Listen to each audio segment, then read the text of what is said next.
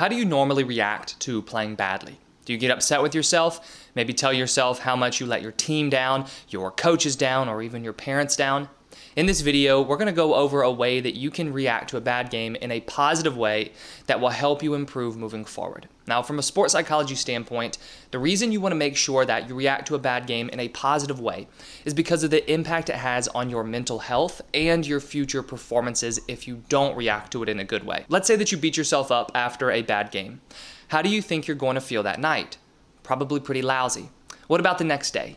Do you typically shoot out of bed, ready to get back out there and compete? You may even feel like hiding back under the covers because you don't want to feel embarrassed going out in front of your teammates. But the truth is, bad games happen, and you shouldn't feel like less of a person just because you underperformed in competition. Also, when you react negatively to a bad game, this leads to fear and anxiety moving forward. You know you don't want to feel those intense negative emotions again. So you begin to fear making mistakes and worrying a lot before and during games. The fear and anxiety this causes will lower your game moving forward and increase your chances of having more poor performances. And the more you beat yourself up, the lower your confidence will drop as well. So this is where we see a negative cycle form.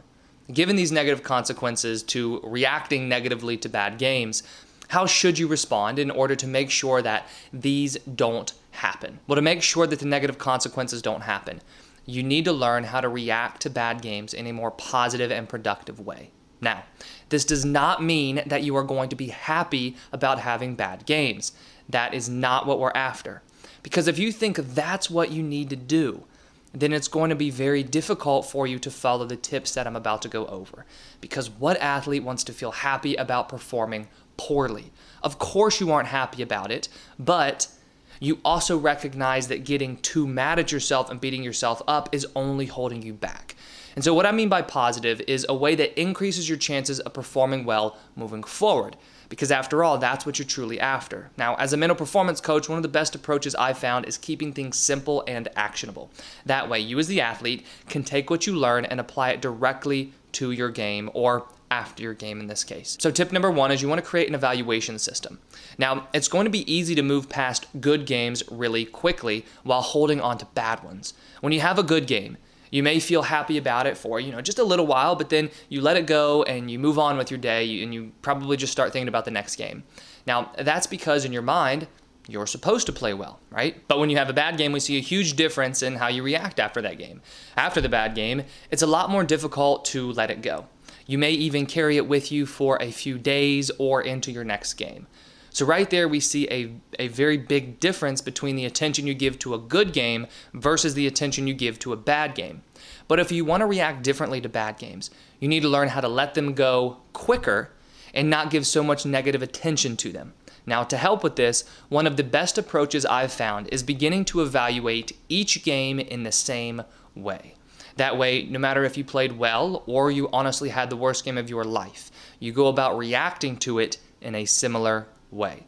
This is going to reduce the negative reaction you have to bad games because you are now evaluating it in the same way that you do to all of your games. It's going to help you take more of an objective approach. So to help evaluate your performances, you want to keep things very simple for yourself. You also want to be sure that you are focusing on what you did well first, because this is really going to come into play after a bad game, since following a poor performance, your mind is going to want to start beating yourself up and nitpicking every little mistake that you made. So before you can really look at what you did wrong in a way to improve, you need to protect yourself a little bit by first identifying some things that you did well. To make this evaluation system as simple as possible, you just want to begin answering these questions after every single game, and I recommend you answer them in a journal so that you have a record of them. Question 1 is, what did I do well today? Question 2 is, where can I improve both physically and mentally? If you start answering these two questions after every game, it's really going to help manage your emotional reaction following a bad game, because now you are taking more of an objective approach and you are responding to every game in a very similar way. And then tip 2 is to be careful how you think. Your thoughts are very important to responding differently to a bad game. When you normally respond negatively, what do you typically think about? I'm going to guess that what you think is pretty negative. You're beating yourself up. Sometimes things you may not even dare to say to your teammates, you say to yourself after a bad game because that's how frustrated you are with yourself for playing poorly. Now, with each of these negative comments that you're saying to yourself, we know that your confidence is going to drop further, and the anxiety and the fear that I talked about earlier is going to start growing. That's why it's important for you to be careful how you think after a bad game. You want to take control of your thoughts, and you want to be sure that they do not run out of control. What you can do to help with this is to create what's known as a self-talk routine. This is going to consist of a set of statements that you create that you will repeat to yourself after a bad game. The reason that it's important for you to create the list ahead of time is because of how difficult it's going to be to try and think more positively following a bad game. Those negative thoughts are going to try to just take over, and it's going to be very difficult to think positively. So you want to create your list and then reread it to yourself every day to memorize it. Then, when you have a bad game, you can repeat those statements in your mind. Now, knowing how important this last step is and knowing how important your thoughts are to managing a bad game, I've made a 4-part series that goes into detail on using self-talk as an athlete. So go ahead and click right here to watch that series on self-talk and using self-talk as an athlete. And if you have any questions about this video, please leave them in the comments below. Thank you for watching, and if you enjoyed the video, go ahead and hit that like button and subscribe if you haven't already. I put out new videos each day on sports psychology and mental training.